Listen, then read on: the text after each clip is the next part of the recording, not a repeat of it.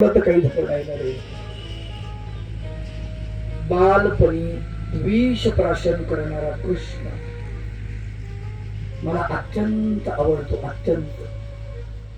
केवढा संयम आहे हो, किती संयम आहे. मोठ्यापणी प्रौढ झाल्यानंतर 100 शिव्या सहन करतो. 100. एक नव्हे, दोन नव्हे. राजसू यज्ञामध्ये जेव्हा भगवंताकडे अग्रपूजेचा मान आलेला आहे, त्यावेळेला शिशुपाळ भगवंताला 100 शिव्या देतो. आणि भगवंत नुसतं मोजतायत, काउंटिंग करतायत, फक्त काउंटिंग करतायत. 1 2 3 4 फक्त मोजतायत, फक्त मोजतायत. शिशुपाळ भगवंताचा आत्ते भाऊ आहे. आत्याला वचन दिलंय, आत्ते 100 अपराध मी याच्या पोटामध्ये घालेन.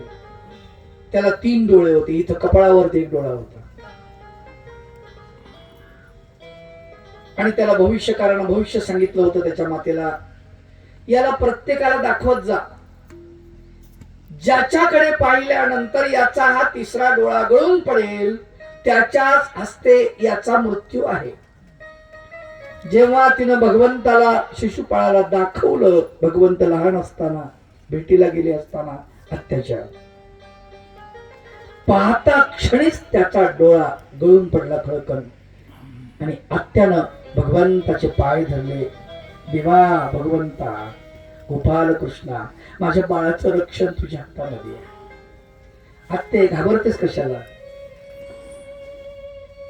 तो माझा आत्ते भाऊ आहे, त्याला मी कसं मारण? नाही नाही, मला भविष्य सांगितलेलं आहे, तुझ्याच हाती त्या रक्ताचं मरण. अगं मी त्याचे 100 अपराध पोटात घालीन.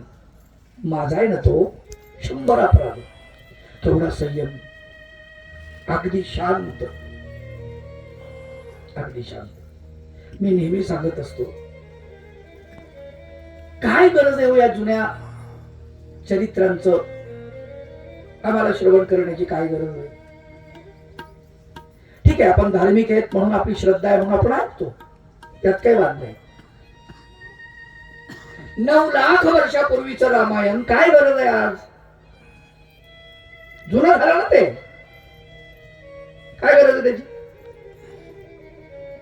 5000 वर्षापूर्वीचं भागवत काय गरज आहे आज त्याची? विचार जर केला तर.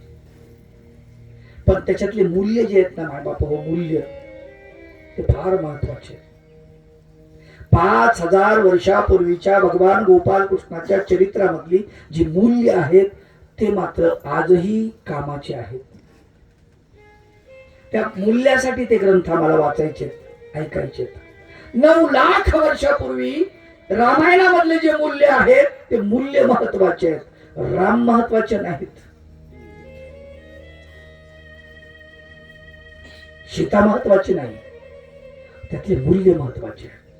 5000 वर्षापूर्वीचे भगवान गोपाल कृष्ण महत्वाचे नाहीत, निज रामाला गेले. आज तो अवतार नाही आहे,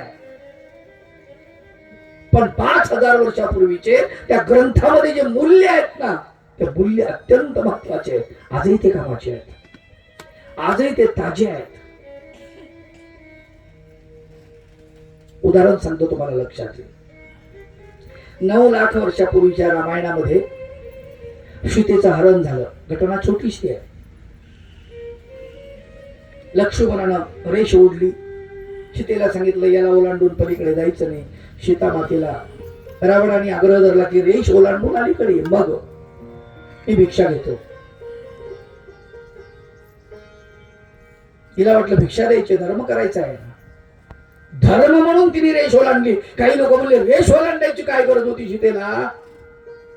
धर्म, या देशामध्ये धर्मासाठीच काही गोष्टी घडलेल्या आहेत, लक्षात घ्या. सीता मातेने रेष ओलांडली, रावणानं तिचं हरण केलं.